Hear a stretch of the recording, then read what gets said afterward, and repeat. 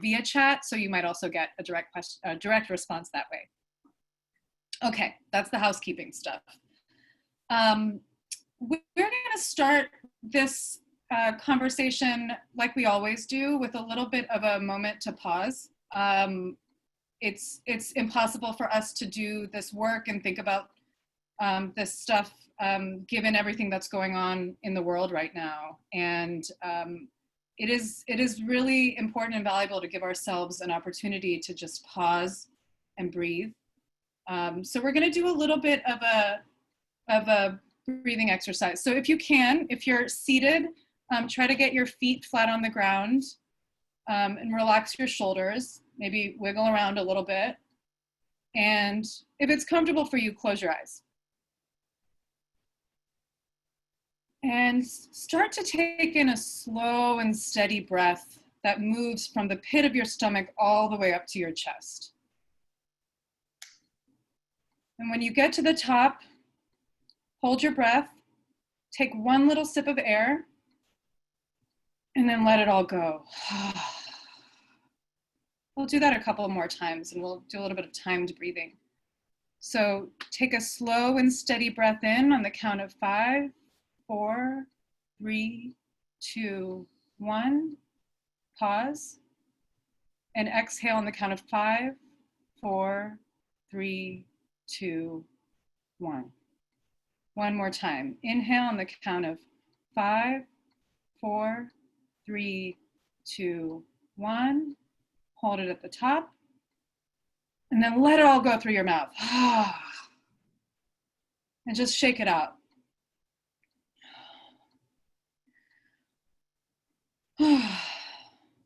How's everyone doing today? Thumbs up. Thumbs in the middle. Don't know. Thank you. Thanks for breathing with us and being with us today.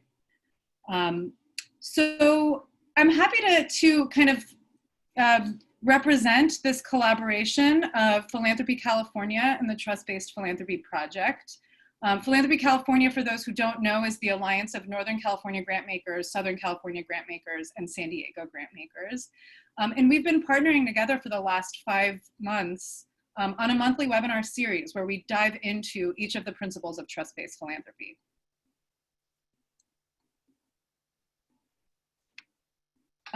We've had this amazing webinar schedule. Today's is soliciting and acting on feedback. The first 6 that you see here are the principles of trust-based philanthropy. They're interrelated, and oftentimes you'll hear in our discussions we're kind of referencing other principles as we're focusing on one. And part of the reason is that you know, for a trust-based approach to truly work, it requires kind of an intersectional approach to all of these practices being practiced holistically. We have some fabulous speakers with us today. You'll get to hear from them directly, but we've got Claire Peeps, who's the Executive Director of the Durfee Foundation in Los Angeles. Phil Lee, who's President and CEO of the Robert Sterling Clark Foundation in New York. Pia Infante, Co-Executive Director of the Whitman Institute. And Austin Long, Director of Assessment and Advisory Services for the Center for Effective Philanthropy.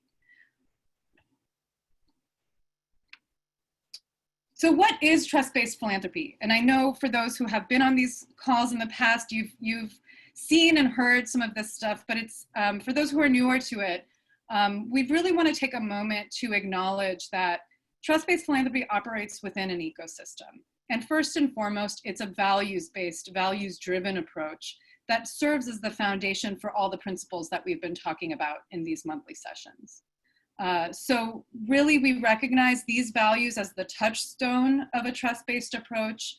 And we like to lead with this because it's important to remember that if the principles aren't being practiced with this type of values-based lens, then it isn't necessarily going to be a fully trust-based approach. So always remembering the importance of leading with trust, centering relationship, the power of collaboration with humility and curiosity, the importance of redistributing and seeding power in a genuinely shared effort to partner with grantee partners and communities, and ultimately working for systemic equity.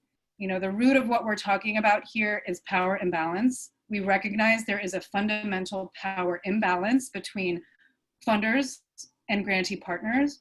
And those power imbalances are even further magnified when you factor in all the other racial and gender injustices and the many other injustices that occur in our society. So it's important to remember that these power imbalances exist and they ripple into every sector, and philanthropy is certainly no exception.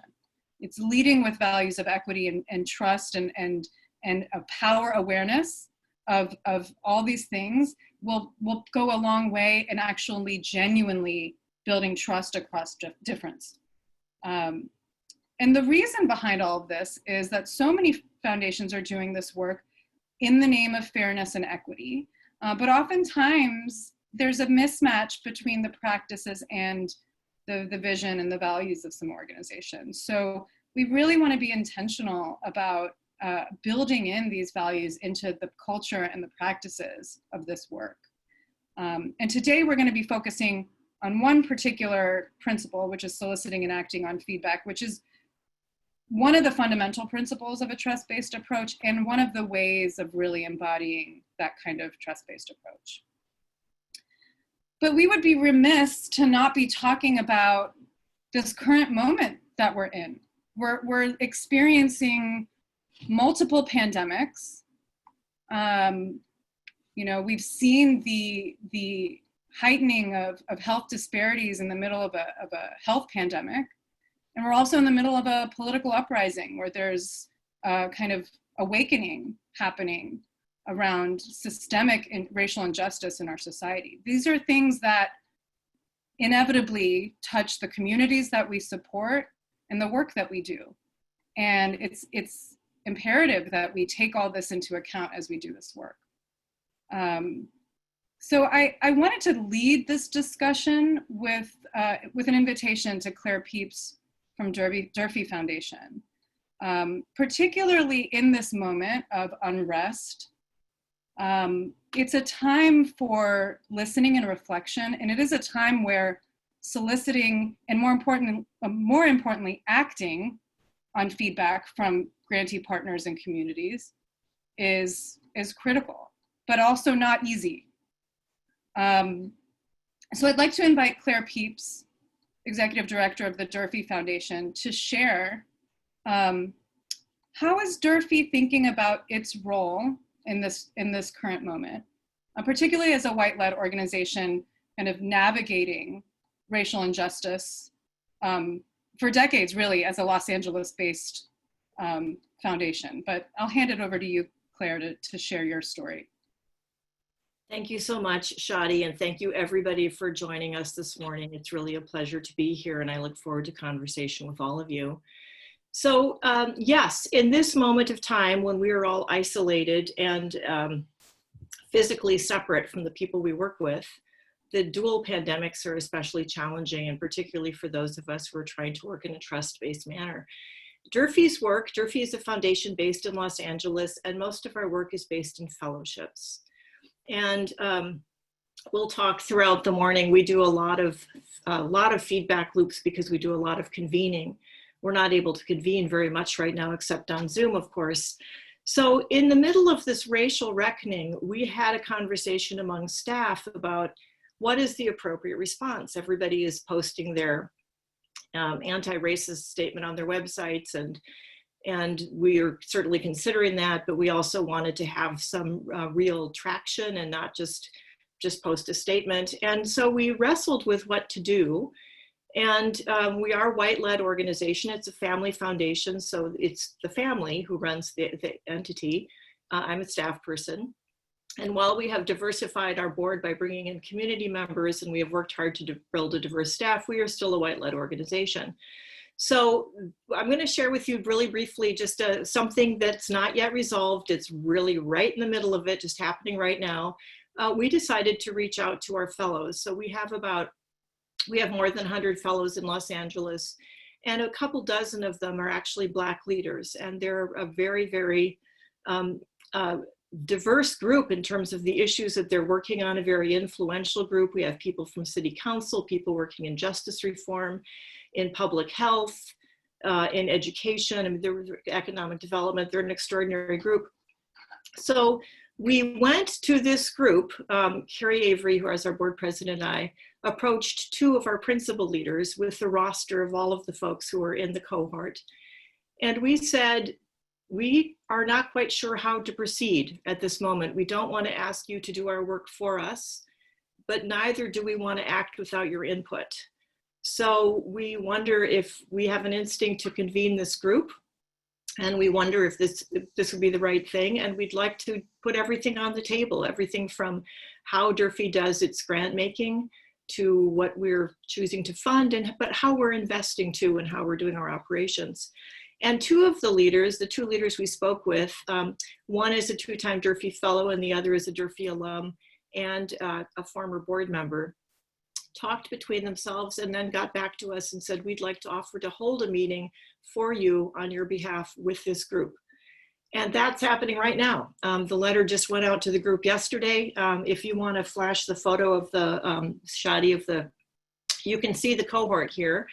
The people in the top two upper left corner, Mark Wilson from the Coalition for Responsible Community Development and Sandra Bryant from All People's Community Center. This is our group. And so this is sort of a moment of vulnerability for us. We don't know what's going to transpire, but we trust these people immensely. We've been working with some of them for 20 years, some of them only for 2. They know us. And so this is actually, I think, just an example of trying to live the trust-based model. We don't know exactly, as I said, how it's going to be resolved, but it is about trying to center relationship, work from the relationships that we've built with these people, being open to the idea of redistributing power and working for systemic equity. So that's where we are. So that's just kind of a live example, and stay tuned. I'll let you know what happens next.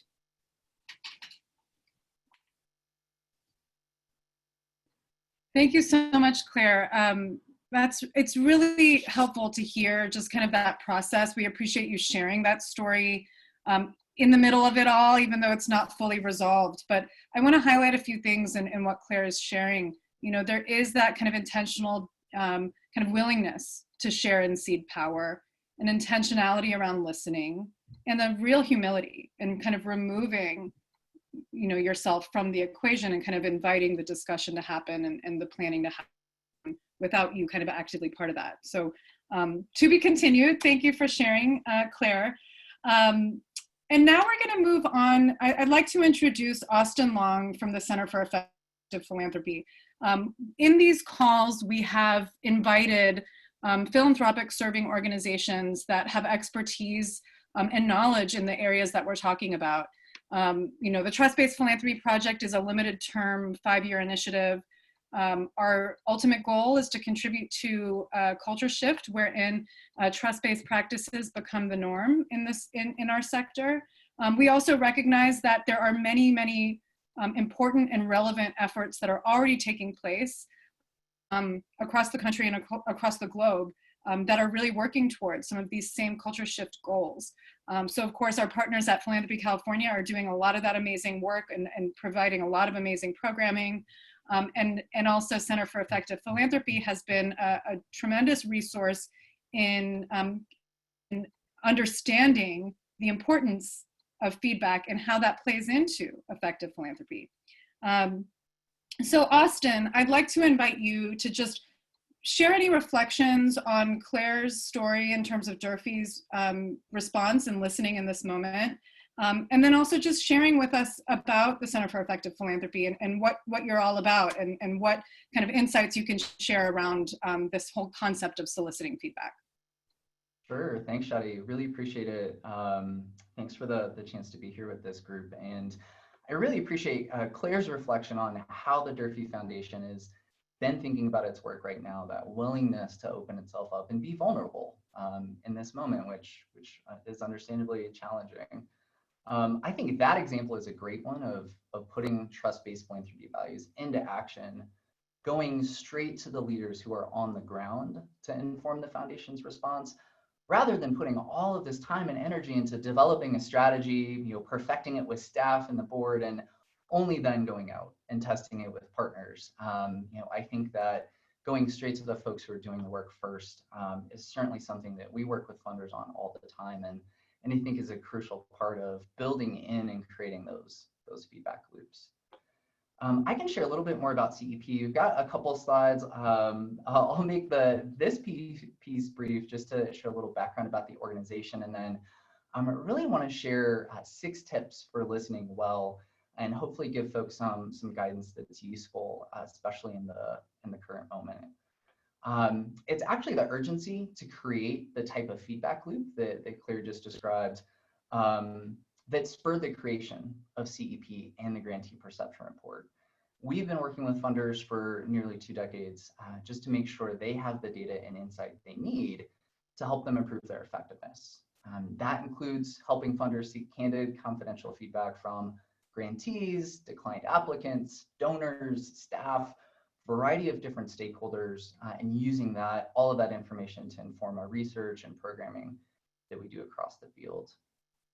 If we can go to the next slide, I'll just share a really quick example for folks that's specific to this trust-based philanthropy approach. As a part of our Grantee Perception Report, we actually asked several questions specifically about funder-grantee relationships.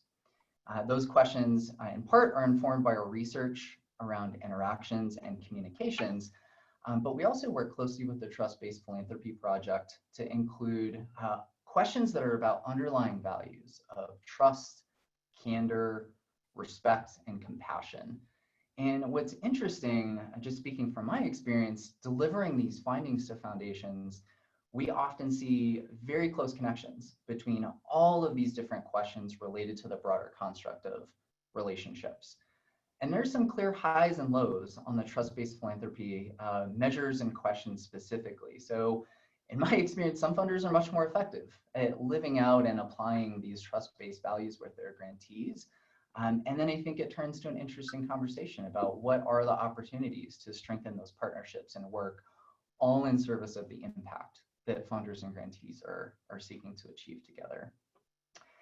So knowing that soliciting and acting on feedback is a pretty crucial component of effective philanthropy, I just thought I'd share a few tips on how to listen well in this moment for folks. All of these are on the next slide here. And while at CEP, we often discuss these tips in our work with funders, I think and hope that this guidance can apply to really any philanthropic organization that's thinking about how to build and maintain feedback loops right now. I'm not just limited to foundations. I'm not actually going to go through each of these. I think that would take way too long, but we'll follow up with a blog post that my colleague Kevin Baldock wrote that talks about each of these different tips and pieces of advice in more detail. For today, I really just want to focus on 2: listening only when you're willing to act, and listening comprehensively. So I'll start with listen only when you're willing to act. There's a lot of concern about extractive listening right now, given the incredible challenges that nonprofit leaders are facing as a result of COVID, as a result of battling systemic racism, everything that is happening, for all of these leaders. It creates incredible challenges and also a desire to have better information about how to help the folks who are doing the work on the ground. So we all recognize that seeking and providing feedback takes time, but I just want to remind folks and encourage everyone to keep in mind that it only becomes additive when that feedback turns what you learn into meaningful change for the folks who provided it in the first place. It's really that taking action that makes it not extractive, applying and using what you've learned, whether you're serving grantees or your own staff or whoever the group is there. One of the first questions we ask any funder as we start to work through our assessments is how that feedback fits into their approach to learning. What do they want to use it for? What's it meant to inform and change? And then start with that as the plan to know exactly how it's going to be used. So just make sure you commit to acting on whatever you learn from the feedback. And I think just as importantly, avoid the temptation to dismiss it just because it's something that maybe challenges assumptions or doesn't confirm what you wanted to hear in the first place. And to that point about challenging assumptions, I'll talk about this other piece, listening comprehensively. There are clearly more or less effective ways to solicit and act on feedback. And one of the first steps to do it well is to make sure you're listening comprehensively. There are a lot of ways to listen, whether it's through one-on-one conversations, focus groups, interviews. Those can all be helpful and important. And I'll focus on surveys just because that's such a big piece of my experience and the work that we do at CEP. When folks seek feedback through surveys, it can do a couple of things that are particularly important right now. It can generate candor, allows that feedback to be anonymous or confidential, mitigating the funder-grantee power dynamic, and really kind of builds on the research that's out there that's pretty clear. Unpopular opinions are shared least face-to-face, less over the phone, and more frequently through methods like surveys that can allow the respondent to be unseen or unnamed. I think Claire's example is actually a great one about how to build in this opportunity for candor in more personal settings when a survey isn't the best approach. And that's not the right method for that feedback, but having the foundation step out of those conversations and allow other folks who are close to the work to be able to do it on their behalf. So really, another reason I love that example. Listening comprehensively can also create equity. It's really easy to fall into the trap of only listening to the loudest voices or only to the individuals who tell the most compelling stories or have the kind of most practiced stories of impact. And it's important to be aware of how you're managing all of those conscious and unconscious biases we all have about who gets heard and which voices are acted on. And then the last point I'll share, listening comprehensively can also reveal inequity. I think it's all too easy to not see the ways that foundation processes or approaches might fairly disadvantage nonprofits, especially folks that serve historically disadvantaged communities, organizations led by people of color, even when we're starting with the best intentions. That's one of the reasons that it was a part of our work and even some of the guidance that we offer folks is to really look at survey responses and any data you get back to look at differences based on various demographic characteristics or experiences, difference across communities, to really understand, are there unintentional barriers that are in place to making the foundation accessible or to being able to advance the mission? And we often do see a lot of those differences come up in the grantee perception report, for example. So finally, I'll just share for folks that maybe are too small or where something more comprehensive like the GPR may not be possible, or where surveys may not make sense given a particular goal. There are a lot of ways to listen well, a lot of different ways to go out and seek that feedback, whether it's having a third party facilitate conversations on your behalf, where you can still kind of guarantee that confidentiality and anonymity, but get the feedback that you need. Some funders have even set up websites or mini surveys where folks can go and anonymously share any feedback that they have, and that's kind of an ongoing, always open in the moment form of feedback from partners. Even things like Grant Advisor or other online tools, those are all great ways and kind of a part of comprehensive set of how to listen well and really geared towards foundations specifically. So I know that was all. I'll stop there. Thank you, Austin. That was really great context, and we will be hearing from our speakers today different examples of how to solicit and act on feedback in multiple ways. So the grantee perception report is one of many tools. There's both formal and informal ways to do this. We'll be hearing examples from all of our speakers. So just to underscore kind of why we're talking about soliciting and acting on feedback and just kind of pull out some of the themes that we heard from what Claire and Austin both shared, is that ultimately what the whole purpose of soliciting and acting on feedback is an acknowledgement that grantee partners and communities have really valuable insights and perspectives that funders and foundations can benefit from. It can inform your grant strategies. It can inform how you do the work. It can help strengthen relationships by incorporating that kind of feedback. And it can also, in the case of the Whitman Institute, it can actually inform strategies for a legacy or spend out foundation. And I sometimes will share this story, but the inspiration for trust-based philanthropy came from the Whitman Institute's grantee partners. And it came from the process of soliciting feedback through a grantee perception report.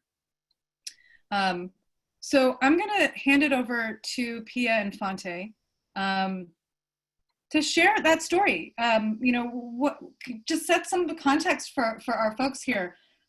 Why did you do a grantee perception report, and what was the motivation behind that, or however you want to take it, Pia? Thanks, Shaady. Thanks, everyone. I'm taking notes over here, Austin and Claire. It's really helpful to hear, actually, in light of the fact that trust-based philanthropy as a phrase and a framing came directly from our community and nonprofit partners. So I'll share a little bit of that, but I just in response to what's been shared, in particular, I think there's a real movement right now. We can see during this COVID uprising, racial reckoning era, a lot of the message is to go to your partners and find out what's going on with them and what they need. And I really appreciate Angie here in the chat reminding us that, okay, so you have all 15 of your funders that are now saying, we really need to hear from you. You need to lead us right now. And again, it's almost like the invisibility and the insensitivity we can have as funders to constantly ask our nonprofit partners for their time, resources, and attention and energy. And I don't know about you, but I'm feeling pretty zapped by this era, right? I'm kind of crawling in here. And maybe some of us are experiencing just the level of overwhelm and almost like the request fatigue that we're getting, whether it's for surveys or for feedback or for, and so just to be sensitive to that in general, I think for those of us on the line who actually are coming from a deep place of what we call a spirit of service, we really want to be helpful, and I think that's where it comes from us at the Whitman Institute. We wanted to go to our partners, and this was a different time. I don't know if anyone can picture 2013 at this point, but it didn't have the same tenor as this particular moment has. But I will say that the Whitman Institute decided to spend out, and I think this is important, because the last financial crisis, right? The last time we had this huge economic downturn through a lot of irresponsibility at corporate and government levels, sort of feel similar, but not exactly the same. And so the Whitman Institute decided in that moment, instead of constricting and being able to keep our legacy or keep our in perpetuity, we decided, let's just spend well above the minimum and spend ourselves out. So part of the motivation for even going to our partners and saying, what should we do, is that we had 10 years of a runway in front of us. And we really wanted to know, similar to what Claire you're describing and Austin what you're describing about listening in order to act and listening comprehensively. We wanted to understand if they were in the driver's seat, what direction would we be going? And so that's where we got to Austin, who now helped us way back when, Austin, craft and put together the deep intentionality and the spirit of service around this grantee perception report. I think sometimes we also have this, it's another impulse to get a good report card so that we can show off, here's our, we got a B+ or we got an A-, or, I'm from a Filipina immigrant household, so really an A+ is the only option, I will say, when it comes to grading, but that wasn't what it was for us. We honestly wanted to know. So we had Austin and others at CEP help us craft this process. It wasn't just a survey. It was a series of interviews, conversations. I believe there may have been, Austin, you're going to have to fill in my bad memory here, some focus groups, but it really felt like a comprehensive process. And I'm not going to go through all of it, but I'll just say that the high notes of what they turned back to us with is, you have 10 years left.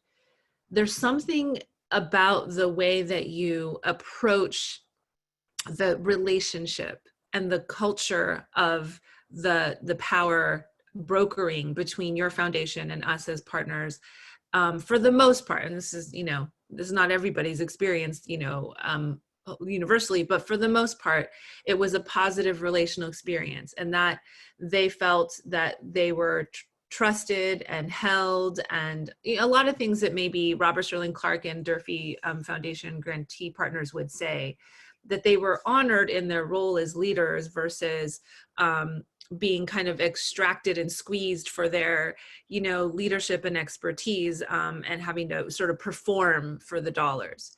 So all that to say, that's how we ended up with these, even the articulation of these principles literally comes, and Austin, I'm going to pass it over to you so you can tell these folks if I'm making this up.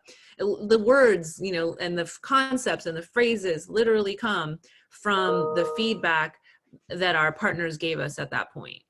And I think this is an important story, because at this point, trust-based philanthropy is really far and beyond the Whitman Institute's grasp, meaning people are using it and interpreting it in a lot of ways. And in a lot of those instances, we have the Claires and the Phils of the world. It's fantastic.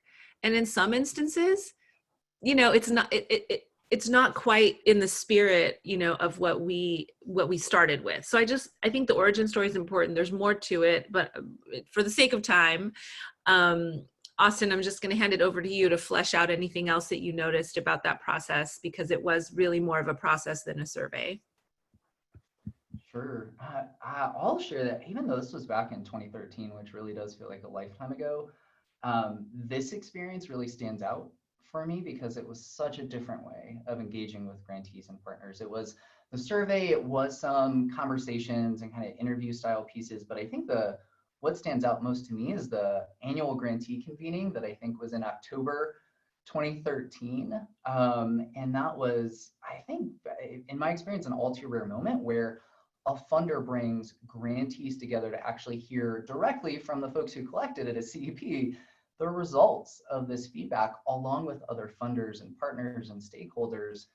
And you can imagine that potentially being really awkward and rife with power dynamics, but it was actually set up so that everyone left their titles at the door. You couldn't tell who was a funder, who was a grantee. It was really just about connecting and building relationships in service of a broader mission, and opening folks up to this feedback from the organizations that TWI had chosen to help them create impact. And I think the one piece I'll share that really stands out is, as I was presenting, and I have a picture of this, I remember that grantees were actually the ones standing up defending the Whitman Institute, saying, I don't know about that, rating's a little low. You were the ones who provided it. That doesn't seem right to me. And all in defense of this funder that they truly admired and loved. And that was borne out in the data. When you're in the 99th or 100th percentile for relationships among 300 funders, there's no arguing with that finding. So it was just this really powerful moment to hear directly from the individuals who provided this feedback, to leave kind of the pieces of power inside at the door, and to have a genuine conversation about what to do well. And I think that was the big thing that surfaced, that evolved into trust-based philanthropy is, we love what you're doing, share this story, share this more with other folks. There's something about this trust-based approach that is powerful and really needed in philanthropy right now. And I think that was the story as I remember it, at least.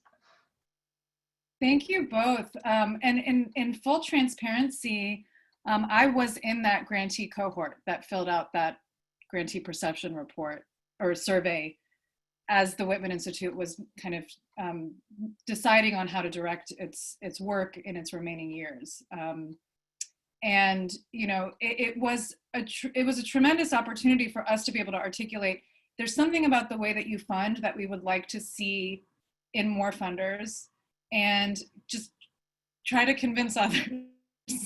And we didn't name it as a trust-based approach, but what CEP noticed and observed was the recurrence of the word trust in a lot of the feedback. And that was something that, even as a grantee, I couldn't quite put words around what it was about the approach.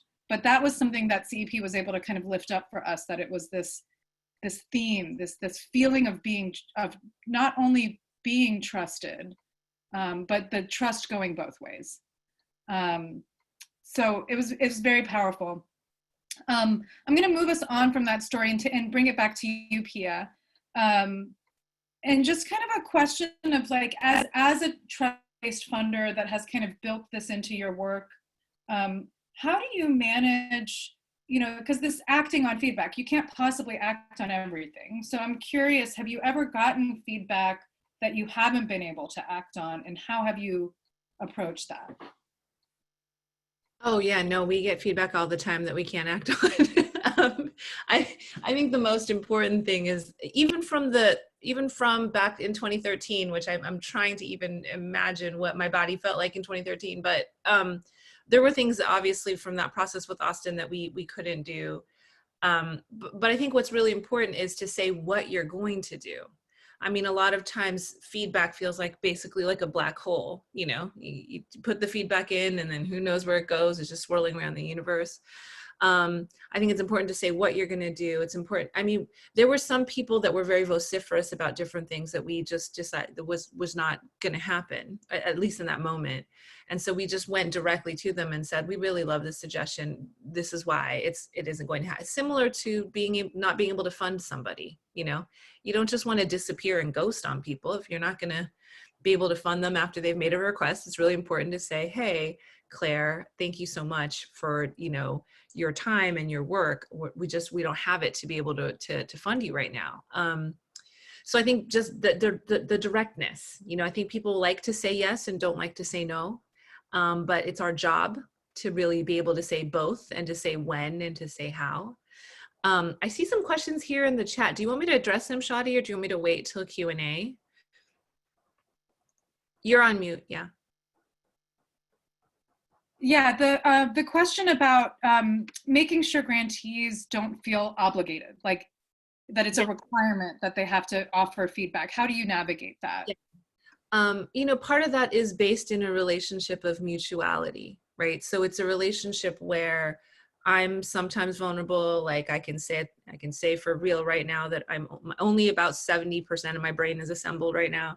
I mean, I feel like it means that one of the measures for us of a trust-based relationship is if folks are willing to share vulnerabilities or challenges or failures with us. And so if that's the case, then we feel relatively trusted when we say this to our group. Hey, we're like Claire, when you reached out to your leaders, when we make requests like that, we say you are not at all obligated to participate in this. And like in the chat too, we often offer compensation for participating in extracurricular things.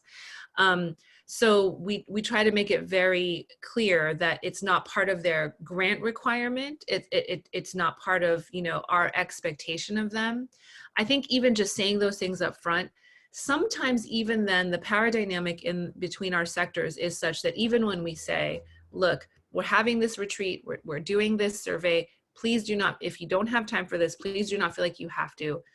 Even then, sometimes I think they're still, this is my funder, they're asking me for something. So I think it's about a consistency of how we are actually showing up in the relationship. Meaning, if someone says no to the retreat or to the meeting or to the survey, they don't in some weird way experience some passive aggressive, even if it has nothing to do with their funding, some kind of passive aggressiveness, some kind of like dismissal, some kind of like, oh, tit for tat, you won't give me your time. The next time you ask me, email me, I'm going to take 74 hours to respond to you, so just where we try to respond in the same day to emails.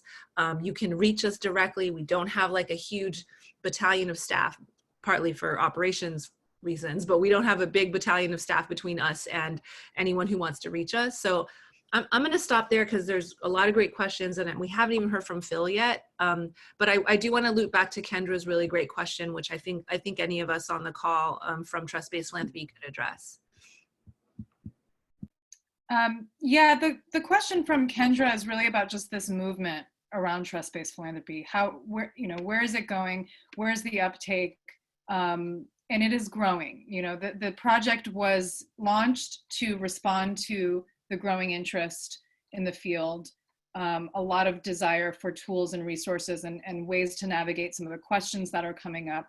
It tends to be more easily embraced by smaller foundations that have less kind of bureaucracy already in place, but it's also being embraced by larger organizations as well. So it's not, doesn't only work for certain types of organizations. However, the reason why we like to spotlight multiple stories on these sessions is because it looks different for every organization. There's not one way to do it. So our hope is that as we can showcase more of these stories, that can kind of spark some inspiration of aspects of this practice or embodiments of this practice that can be embraced by your respective organizations. So it is a growing movement, and I would say kind of in response to multiple pandemics, a lot of foundations are beginning to loosen some restrictions and kind of leaning toward more trust-based practices. So there is this, we're kind of at this interesting tipping point where there is a realization that we can't survive these ongoing crises without trusting the leadership of nonprofit partners and communities. It's a great segue for Phil Lee at Robert Sterling Clark Foundation, who affectionately deems himself the first follower of trust-based philanthropy. Phil, can you share a little bit about your story and just kind of how you've become part of this movement and a leader in this movement in many ways, and also just bringing us back to how you approach feedback and acting on it at Robert Sterling Clark Foundation?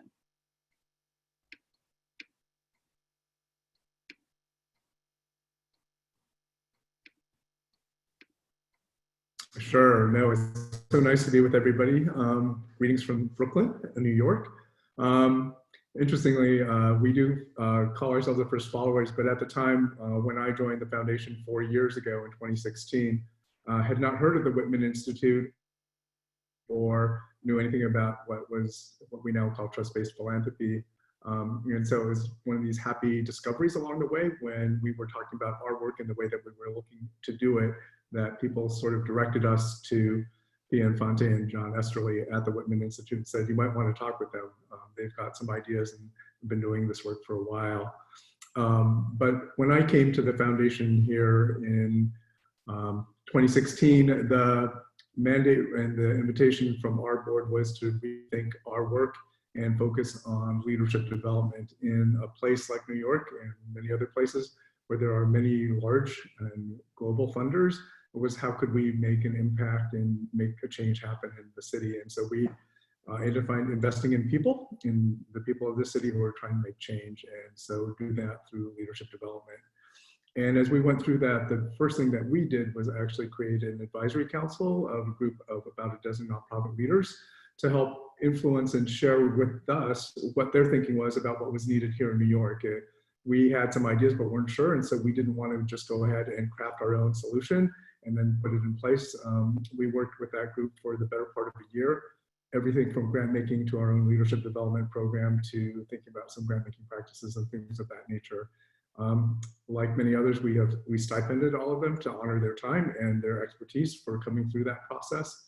And it was incredibly helpful in terms of just sort of shaping the way that we do our work and do it to this day. So the roots of my time here at this foundation are kind of grounded in really getting feedback and listening to people with lived experience and working on the ground to see what their needs are and to respond to those desires. You know, one thing I love about how you and your colleague Lisa Cowan talk about your work at the Robert Sterling Clark Foundation is that you often talk about your faceplant moments, and you're transparent about those moments where things didn't go exactly as planned. Can you share one of those moments particularly related to soliciting feedback? No, sure, happy to do that. The name of that series comes from a phrase that I have been using since the beginning of my time here, which were stumbles, trips, and faceplants, which was really just to acknowledge that we were figuring this out and making our way through this journey. And I think the whole series came about as a way to sort of recognize that we're not perfect. And I think so much of the power resides with the funders, just because they have the resources. And I think this was our way to sort of say that we're not the know-it-all, we're not perfect, we don't, aren't the smartest or the prettiest or whatever on the block, but we're human and we make mistakes as well, and we're happy to acknowledge that publicly. And I think that vulnerability is just a way for us to sort of show that we're human as well, and this is kind of what we're about.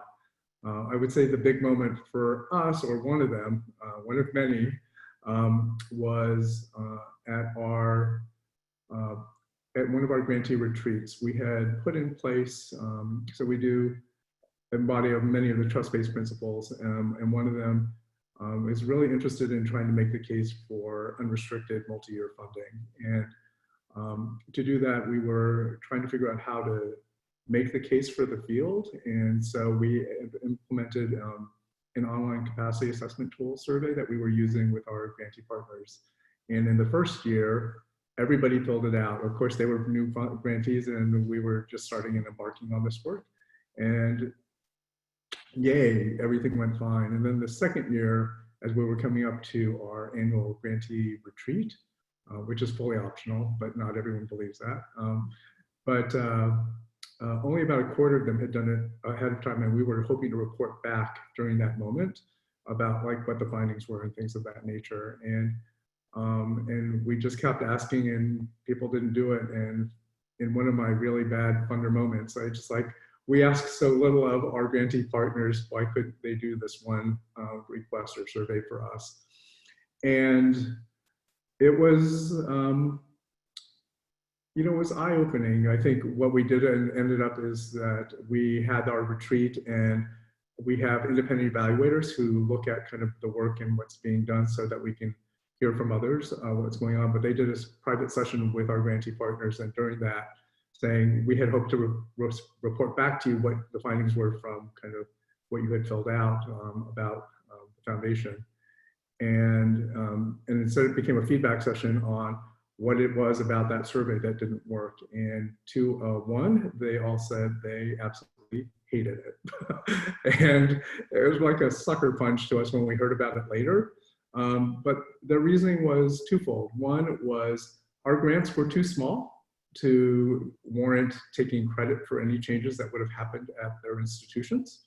And the second one is that particular survey required a board member to participate and sort of give his or her feedback as well. And that felt like asking for pretty important shit for something that wasn't that important to them. And I think it was just sort of, wow, it was an eye opener for us, and really just sort of like, okay, this is kind of what you learn when people are honest and give you some sentiments. And what happened is we finished that retreat, and when we came back that weekend, we regrouped and we immediately suspended that program.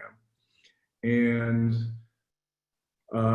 what had happened is our independent evaluators had also told them, like, the reason why Robert Sterling Clark is asking you for this information is because what they're trying to do is collect data and information so that they can make a case to the field about the importance of multi-year unrestricted funds.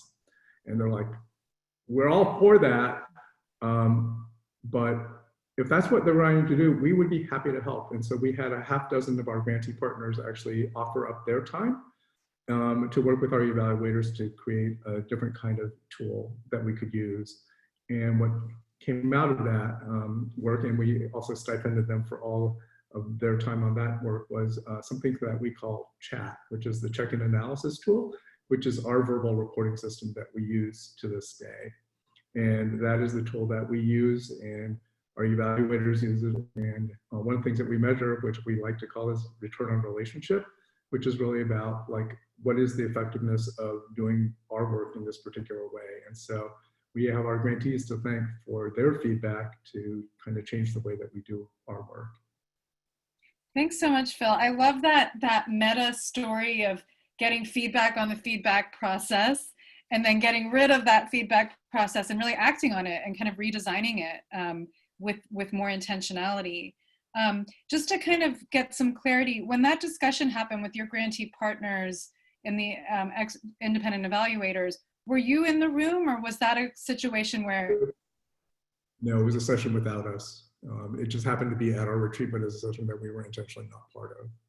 And I will say that if there was a moment where people actually believed that we would act or walk the walk or do the talk, was when we actually suspended that program. We didn't realize it at the time, but it really became a defining moment, and that's come back to us many times, is that we gave you feedback and you acted on it, or you took action and responded to that. Phil, we're getting some questions specifically about the chat tool, and I will make a plug for the Trust-Based Philanthropy resources page. We actually have a link to the chat tool on that page. You can check it out and see it. But Phil, can you describe a little bit more, just kind of what are the questions, what is the tone of the questions, and how often do you kind of use that to get feedback and updates from your grantee partners? So the chat tool is actually our way of checking in every year, annually, with each one of our grantees. It's really a talk or a conversation that we have with them. We actually share the questions in advance. It tends to get refined year over year, just so that we can hone it a little bit. But the idea is it's not a gotcha or anything like that. It's really a check-in way, a way to sort of talk and have an understanding of like what's going on, what's important to you. Also just trying to understand what the impact of multi-year funding looks like to you. And we also do a professional development award on top of that. So we're always curious to understand how organizations are deploying that. And then a lot of it is just sort of a different way of getting feedback, but hopefully at this point with most of our grantees, they've been with us for a number of years, that they're comfortable telling us what we can improve on, or if we're not doing well. And so it is just one of a number of tools that we use. And then the chat actually gets reviewed independently by our evaluators. We ask our grantee partners if we can record it. And so it gets transcribed, and then the transcripts are reviewed by external evaluators on a number of different dimensions to assess kind of their understanding of what's happening between us and our grantees. That's awesome. Thanks so much, Phil. And Ayushi has posted a link to the chat tool in the chat box, so check that out. And I also love that the chat tool has become kind of the mechanism for reporting and for feedback, and it's informing your evaluation. So it's kind of this, like, it's hitting a lot of different objectives with one tool. So I do encourage you all to check it out. And thanks, Phil, for sharing your story and your candor in those faceplant moments. It's hard to believe we're already at the hour mark, and we've got only about 30 minutes. So I'm going to move on and bring us back to Claire Peeps. And there's so many things that kind of I learned about Durfee's approach and just prepping for this conversation. But one thing that struck me, Claire, about your website and how you describe some of your grant programs is that almost all of your grant programs at Durfee have been informed by grantee feedback. Can you share a little bit about that and how that shows up? Oh, you're muted, Claire. Sorry, yeah, sure. Yeah, we joke at the foundation that we've never had an original idea, that everything that we do has come from a suggestion from one of the, or more of our folks that we funded. So for instance, we've been running our sabbatical program for about 23, 24 years now. And from that came our Stanton Fellowship program. And that came because a group of fellows at a convening said, you know, it was really wonderful to have a restorative break, that nobody gives us time to step away, to think deeply, and to pursue an inquiry, to tease out a solution to something that we're working on. And so that's how the Stanton Fellowship was born. So we do a lot of careful listening, because we do convene people a lot while they're together. And in addition, we survey. And one of the things that we do that I'm not sure if others do, but I recommend, is surveying declined applicants as well as those who are actually accepted, to get information from them about what they're needing and where we're missing the mark. So yeah. Thank you. And I should also mention that Durfee has been, an example of a foundation that's been trust-based from the start. So even though we're kind of talking about this movement of more and more funders making changes, Durfee, like a number of many foundations out there are some that have been practicing this way since their inception. So the naming and framing of trust-based philanthropy has created an opportunity for those funders to kind of step in and lean in to that practice. So I wanted to acknowledge that. Thank you. So you too have a faceplant story. Yeah. Can you share what a learning? Yeah, we love faceplant stories. And Austin earlier referenced the funders sitting in a room and coming up with a perfect strategy and polishing it and unrolling it. And we've done that too. It's just sort of inevitable, right? So because we've been funding people to take sabbaticals for more than 20 years, we have seen people reach their retirement and have kind of developed an informal subspecialty around executive transition and people moving on. So we thought we should address that, and we thought it was the next thing that we should do, and we thought that there should be a program for people who had left the sector to continue to be engaged, and we thought it would be a really good idea if we created a program to put people into sort of residency at other nonprofit organizations, so that a retired executive director might have a paid stint of offering counsel to another nonprofit in our cohort, or even outside of our cohort. And we even named it. We specialize in programs that begin with S. That's kind of a joke. It's just by accident. We've got the Stanton Fellowship and the Sabbatical Fellowship and the Springboard, which is for the newcomers. So we called this the SAGE Fellowship. And it was going to be for leaders who had left the field. And anyway, we really kind of went the whole 9 yards thinking that we had all the input we needed, but we hadn't really asked. And so we designed the program, and we invited some other funders even to fly in from other places to help be part of the conversation for rolling it out. We consulted them. We hadn't really consulted the end users, the nonprofits. And we brought together about 30 of our fellows, half of whom had retired recently and were in that phase of the people who would receive this fellowship, and half of whom had retirement within the next sort of 4 or 5 years. And we had a facilitator, and we just kind of went the whole 9 yards. We rolled out the whole thing and asked for feedback. And the first person to speak was a wonderful man who used to run the Little Tokyo Service Center, Bill Watanabe, who's the kindest person on the face of the planet. And he began by saying, well, I'm sure it's a good idea for somebody, but it wouldn't be for me. And and then it went around the table, and to a person, people said, you know, that's a terrible idea. As an executive director, why would I want to bring in another executive director? I would feel like I'm bringing in like an interim boss on top. And to a person, they went around the entire table, and everyone said, you know, there's a kernel of something useful here, but not the way you've designed it.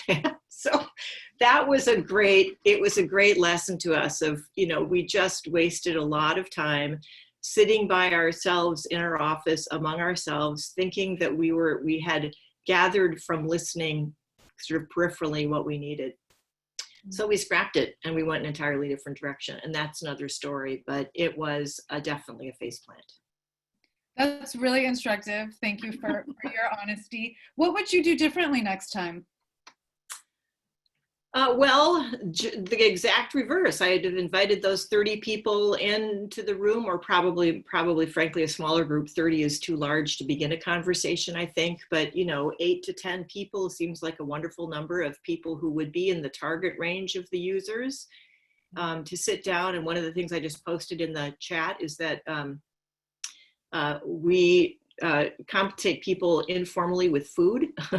And we tried very hard to have meetings over lunchtime with really good food catered by a local vendor in someplace conducive to conversation, to kind of make it worth people's while to take time out of their day to think with us. Because they know us and have worked with us, they already know Durfee pretty well, and they're usually happy to come and join in. But just you know, I would be, if we were doing it again, bring people to the table at the outset of the thinking. And just to say, you know, we've observed several of you are retiring, and we think that we're hearing from you that there's still a need for purpose-driven work, and we're trying to imagine where that would be, and can you help us think, and would there be a role for Durfee here? That's usually how I don't know why we didn't do it that way, but that's usually how we would go about something. Well, it's a great lesson in challenging assumptions. And it's a great lesson that even the best intentioned funders that already have mechanisms in place for soliciting feedback and listening still need a constant, you know, gut check. So I appreciate it. I know a lot of our people on the line really appreciate these candid stories, these faceplant stories. So thank you both for sharing those. We're all hearing some examples of different types of ways of soliciting feedback, right? There's, you know, you could do the formal grantee perception survey, but, you know, we're hearing examples of focus groups that Durfee does, and I assume, Claire, that's bringing in facilitators to lead those discussions? Actually, interestingly, for Durfee, we don't very often bring in facilitators. We do in some instances, and I'm happy to talk about this with people offline. But because our grant making is fellowship based, and because we do a lot of convening, we meet with people frequently, and it's pretty easy for us just to sit down and have an informal conversation because it's such a known, they're already a tight-knit group. There are occasions when we've brought in outside facilitators, and we do actually hire alums of the program as consultants to be facilitators to the peer groups. We have peer groups that are meeting right now during COVID from our sabbatical and our springboard programs, and those are run by other alums. So yes, it's a facilitation, but they're part of the family. Thank you. So I'd like to move into some questions. I actually have a question that I want to raise up for all of our speakers. And at the beginning of the call, there was some comments in the chat box around compensating grantee partners for time offering feedback. And I'd love to spend a little time kind of talking about that. For those who do that, what does that look like? I also want to acknowledge that, many trust-based funders are offering multi-year unrestricted funding. So there's something there too. So I'm just curious what our speakers' thoughts are on this idea of compensating, and if you do, what are some recommendations on ways to approach that well?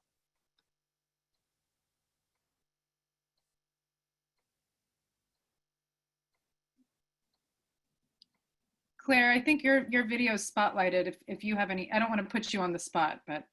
Yeah, well, as I mentioned, we don't do a lot of compensating for sort of meetings per se, but we have a program in which we recruit established fellows from our Stanton and sabbatical programs to be mentors to folks in the Springboard program as the startups, from the kind of theory that you don't know what you don't know when you're getting started. And so it's helpful to have somebody there as a confidant. The people who come in the mentor role are selected by the Springboard fellow with a little bit of guidance from us. But then we pay those individuals, and we pay them, pretty sure we pay them $200 an hour.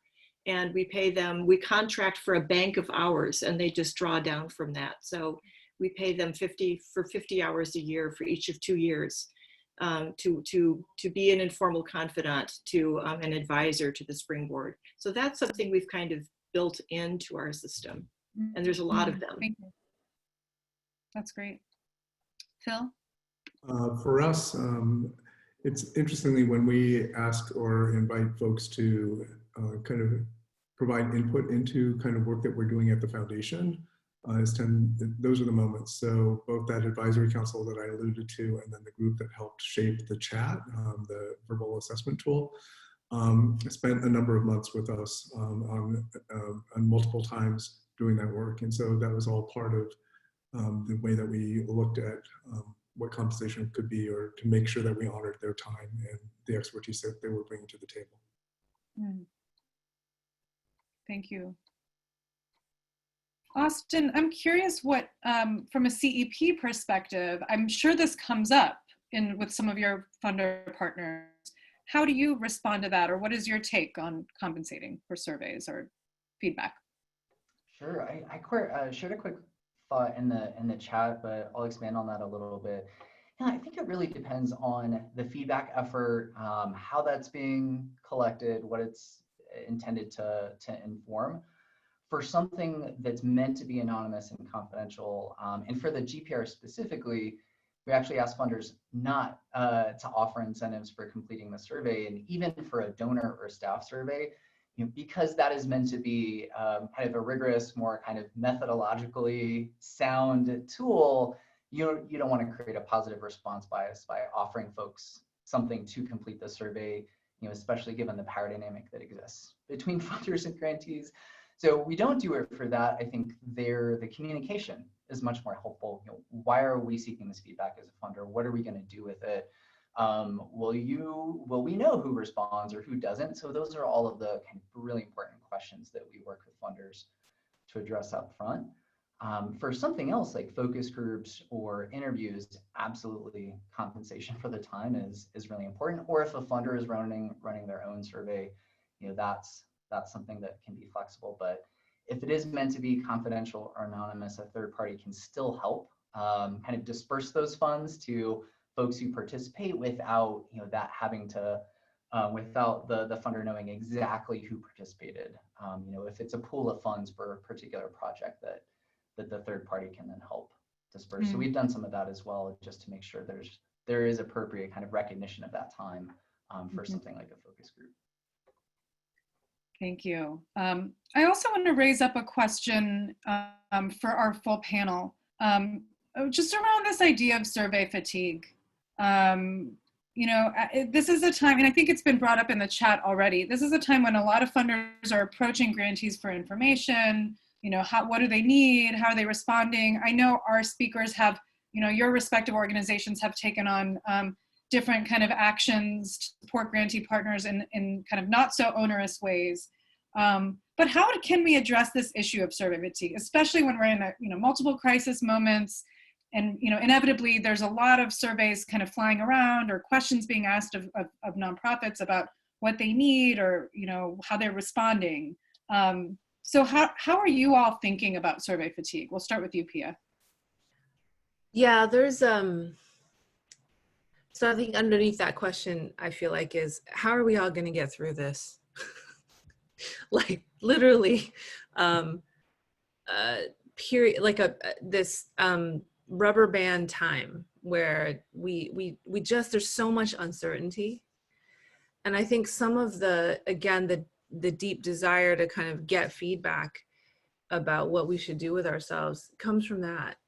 There's just an immense amount of uncertainty about when what's going to happen with the economy, what's going to happen with this election, when are we going to be able to travel freely, when are we able to hug our family members. I'm just bringing this up because in the chat there's a little bit of a conversation, mainly between me and Kate, about what it means to honor the human experience of right now, the very human experience of, I don't know if I've literally said myself and heard so many people say, I don't think I can do another Zoom call. Like, I mean, and here we still have almost 80 people still doing the Zoom call, but I'm saying all this to say, no one has the answers, not even our movement and nonprofit partners. And so I think the desire there is to sort of get a lot of data about what the best thing to do, given how completely overwhelming and unprecedented this era is. We're trying to pretend that we can just kind of like move along and, have our strategic plans and lay out a work plan for the year. But, it's like we never know from week to week what's going to stop us dead in our tracks, literally, physically. Like, go back inside, don't even go across your own town. So I think some of the desire for feedback is almost like an anxiety to do the right thing. And I have found that sometimes, like even yesterday, I was just on the street and getting into my car and just had a connection with this person who, we both had small children. We were like wrangling them in different ways, and just literally saying, how are you doing? How are you? How are you managing this moment? Might just feel so different from, we really need your important feedback about what to do with our lives and our strategic plans and our institutions. You know what I mean? It's something like the tone and quality. I was thinking, Austin, about your list earlier. There's a lot of different ways to get information. And some of that is, we can just say, hey, can we have a chat? Can we check in? Not a chat like this formal tool, but like, do you want to check in for 20 minutes today? And even in that, where we don't have to tell them, we're talking to every grantee. We want to know exactly how you're doing and what we can do to be helpful. And I know Claire has a fantastic story about just honoring how difficult it is to show up in all of our roles that are now simultaneously being expected of us right now, like parenting, leadership, work plan templates, community, even our family gatherings are now in the same format as our work gatherings. I'm just saying all this to say, we might think that what we really want is to listen, but what we actually want is to be reassured. We want to be reassured that we're not fucking this all up, that we're not ignoring the most important feedback. And we shouldn't be looking to the people we fund to reassure us, you know? We should be getting that reassurance from other places, right? We have, you know, spiritual practices, we have other community members. Like, we should be the ones trying to be reassuring. You know, you're doing great. Like, you're showing up to this world and this life.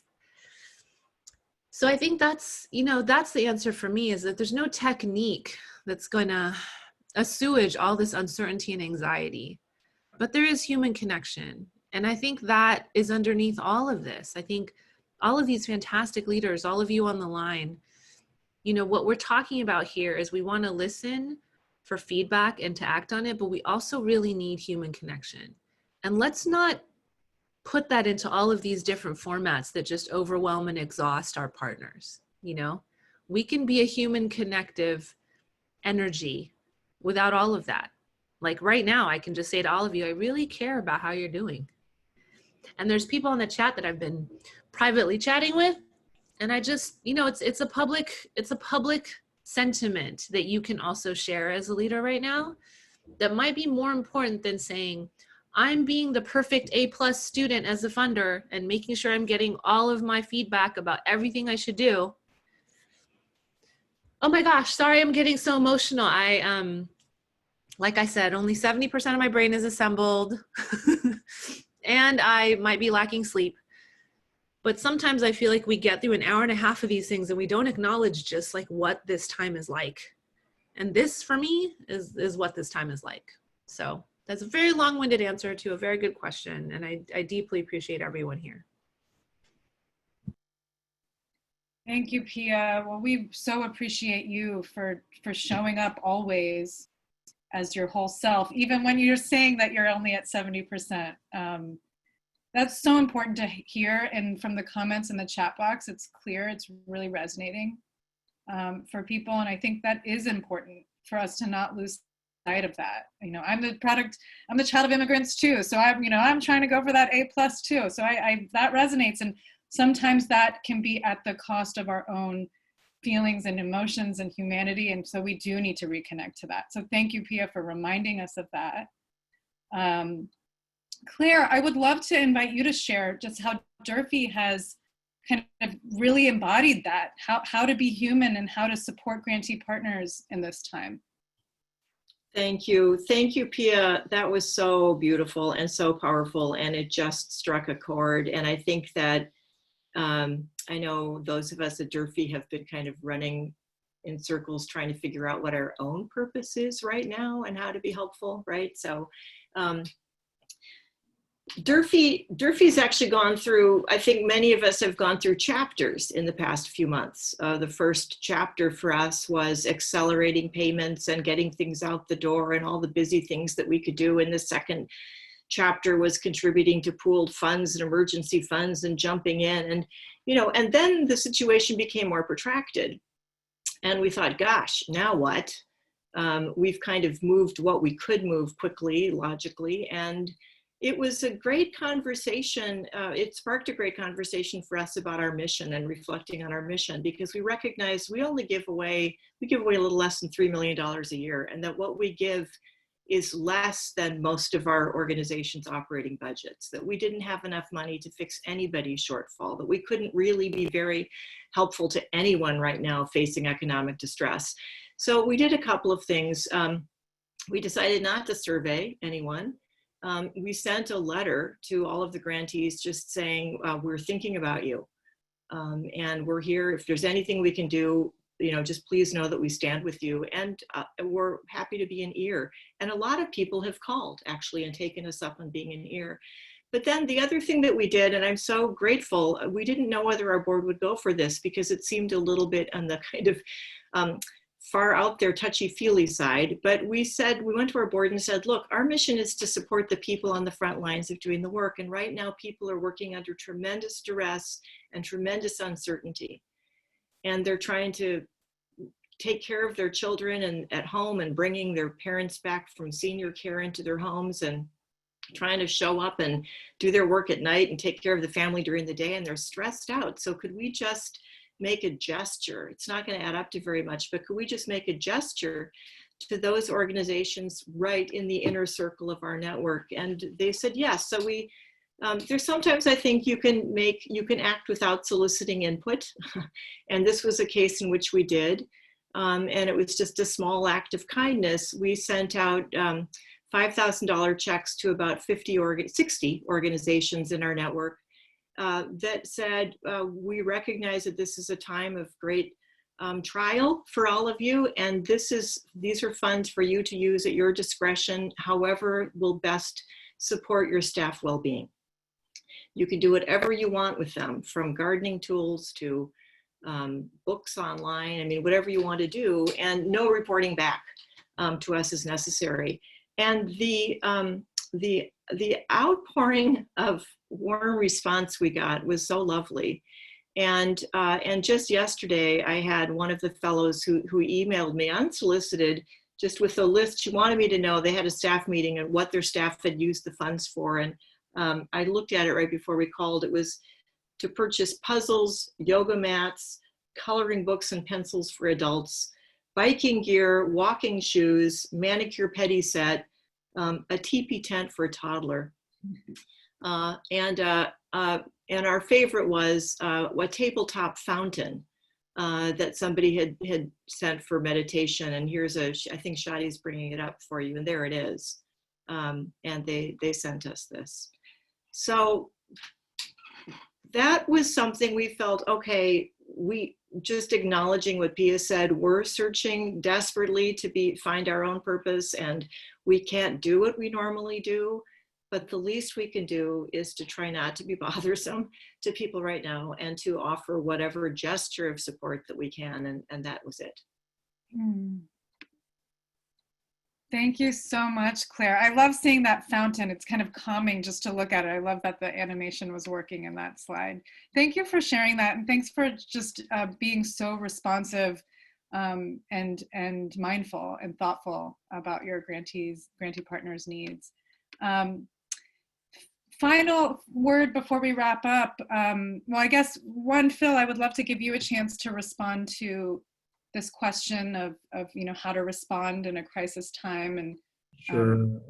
So we moved pretty quickly, and we did not survey, but I would say the whole notion of being trust-based is that our grantees have always been, or many of them have always chosen to talk to us or have shared what's going on. And so you get a little bit of insight. We went out very quickly in early March or mid-March with kind of what we were doing. And we put it out as our initial response to kind of what was happening. And it was really trying to, based on what we had heard, these are the things that we thought would be helpful. And so honoring current grant requests, but the big one was knowing that this would likely linger on for a while. We did this thing called +1, which was adding 1 year of grant funding to every single organization that we supported, including ones that had finished and been completed in 2019, but adding Zoom accounts and office hours and all these other things that we thought might be helpful. And so we went out and did that and got good response by that. But part of it was a bit of a guess, and we could have been wrong as well, but that's okay, right? That's what a faceplant's all about, you learn. And we've since gone back out again and done additional grants for every single organization for this year, in addition to their current commitments. And we started, based on feedback, an executive director circle for all our DDDs who are looking for a space where they can explore all these really tough issues that they're wrestling with right now. And so doing that as part of that and adding some other things to that. So it's really listening to them as they come to us and not going out and sort of kind of keep asking, but part of it is just sort of understanding. Thank you so much. I love all these stories because they highlight these other principles of trust-based philanthropy, being transparent and responsive, doing the homework. There's all these other ways that you can kind of activate important insights and actions that can be supportive of grantee partners. We are rounding out the end of our session. I'd like to invite Austin back. And just Austin, I would love for you wearing your kind of CEP kind of feedback hat lens, what spectacles, whatever. What is, what's rising to the top for you, or what are some things you would like to kind of underscore for folks to take away today? Sure. I'll share a couple of things that stand out in my mind. I mean, it's hard to follow all of the amazing things that have been shared. But I'll start with one, which is really just, we've talked a lot about listening, but I think the assumed piece of that is that you're hearing what folks are saying. And Claire's example are great ones about, I think a situation where it could have just been, I don't know about this feedback from folks, let's do it anyway. Or we see examples of that all the time from funders. So really focusing on hearing and responding to that. And that's, we did some rapid response surveys right when COVID was declared global pandemic in March and across April. And what we actually heard most from nonprofits is not, I want my funder to listen, or I don't have opportunities to provide feedback. It's, we need flexible operating support right now. Not to complete, not to do convenings and gatherings, but we just need the support right now. That's what came through most loud and clear. So I think that was a great example of really being open to making sure that you're acting on that. And always happy to be a resource for other folks who are thinking about those feedback loops. Thank you, Austin. There was a question about past sessions. We have those recordings on the Trust-Based Philanthropy site, so I encourage you to check that out. I put the link in the chat box. So it's just some key takeaways, just kind of emphasizing some of the things that we've already heard. Obviously, soliciting feedback doesn't have to be a formal or rigid process. There's multiple ways to do it. And it can be, through surveys or discussions or focus groups, or even building it into your reporting processes. Listening well and comprehensively, I should add, is a key element of soliciting feedback. And we heard many examples of that in our stories today. I love this one. Only ask for feedback if you're prepared to act on it. It's essential, because you can quickly lose trust if you're asking for feedback and you're not doing anything with it. So it's really not going to do you any good in building trust if you're not prepared to act on that. And that's a huge, I want to kind of like triple underline that. And then alleviating power dynamics, you can alleviate them by creating safe spaces for anonymous feedback. We've heard a few examples of that, and would encourage you to kind of continue to think expansively about ways to do that. So what can you do right now?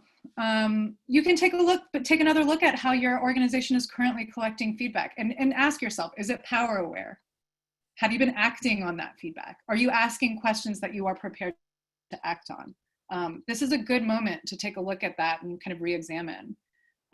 We've got lots of trust-based philanthropy resources on the Trust-Based Philanthropy resource page. The link is here. We'll be sharing this deck out afterwards, so you'll have all the links. More about the grantee perception report, you can check that out. Grant Advisor, Austin mentioned this at the beginning of the call. It's a database that collects anonymous feedback. You can check and see if your foundation is listed on there if you haven't checked it out yet. It captures anonymous feedback in an online open source format. We do have a survey. I'm hoping one of my colleagues can pop it into the chat box right now. We would love to know, how did this go for you? What can we do better this time? And I promise you, we are acting on the feedback that we're getting in these event surveys. We take them very seriously. And finally, we've got another webinar coming up on August 18th, and that one is on offering support beyond the check, really focusing on that. So lots and lots of good stuff. I'd like to just take a moment to thank and applaud our amazing speakers for just being so transparent, so candid, so insightful, and so human. I personally really appreciate that. It's very meaningful. It's important for us to remember that at the end of the day, we're just human beings trying to live our lives. So thank you, Pia, for reminding us all of that. And thank you to Phil and Claire and for sharing these faceplant stories. A lot of people really appreciated that. we'd love to continue embodying that through our upcoming webinars and sharing those kind of lessons learned so that you don't have to go through them. And Austin, thanks for just being here and sharing that kind of like big picture context of and your expertise on this topic. It really goes a long way. And last but not least, I really, really, really want to thank our partners at Philanthropy California and our partners at Northern California Grantmakers in particular for running this so seamlessly. Kate is out there doing all this stuff, and we've got Daniel and Barissa and lots of other people from Northern California Grantmakers who have made this event possible, and also our lovely partners at Southern California Grantmakers and San Diego Grantmakers for promoting, getting the word out, getting members out. And thank you, our speakers, our participants, for being on today and joining us and sticking with us for a full 90 minutes. And it's probably not your only Zoom call of the day. So lots of gratitude to you. We hope to see you on August 18th. And please be in touch. Thanks again, everybody.